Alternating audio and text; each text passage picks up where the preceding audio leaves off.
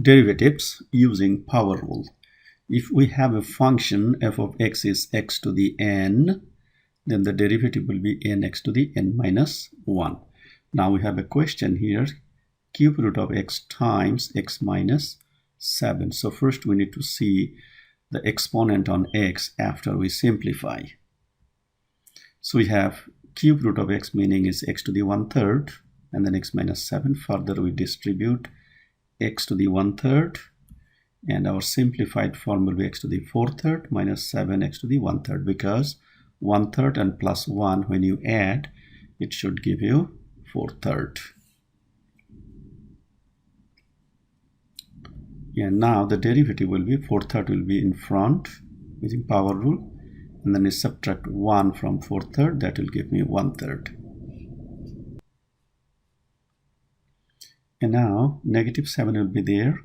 1/3 will be multiplied with 7, that makes it 7/3, and then x to the 1/3 minus 1. So 1/3 minus 1 will be negative 2/3. That is my derivative with the power rule.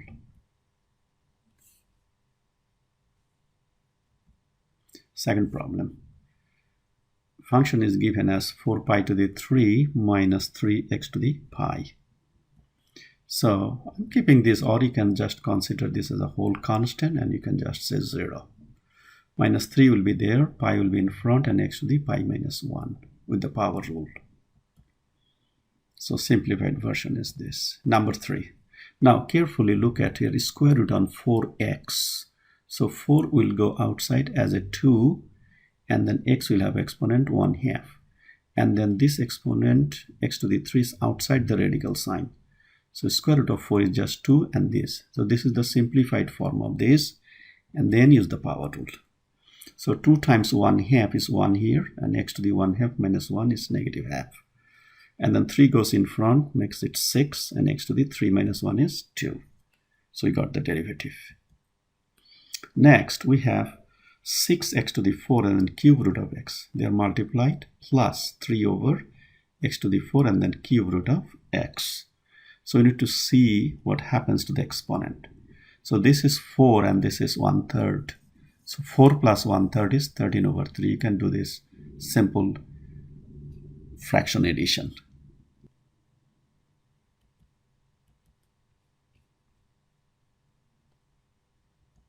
We can see the simple simplification, 4 plus 1/3, how it is making your result 13/3. So that is the exponent here. Now we'll take the derivative. So 6 times 13/3 will make it 26. And then x to the, when you say 13/3 minus 1, that makes it 10/3. And same thing happens here. 3 times negative 13/3, that makes it negative 13. And then when you subtract 1 here, that makes it negative 16/3. Second problem. Now 3 cube root of x square and 5 fifth root of x to the 3. So this exponent will be x to the 2/3, and here will be 3/5. So then derivative will be simple now. So you have 3 multiplied by 2/3 makes it 2, and then 2/3 minus 1 is negative 1/3. 5 times 3/5 will make it 3, and the next to the 3/5 minus 1, which is negative 2/5. Number 6. If you have a problem like this, you just divide term by term in the numerator by x to the 3. So that will make it 3x to the 4, and then 5, and then plus 7x to the negative 2, negative 2x to the negative 3. So then apply the power rule, and gives you 12x cubed. Derivative of 5 is 0, is a free constant. 7 times negative 2 makes it negative 14x to the negative 3.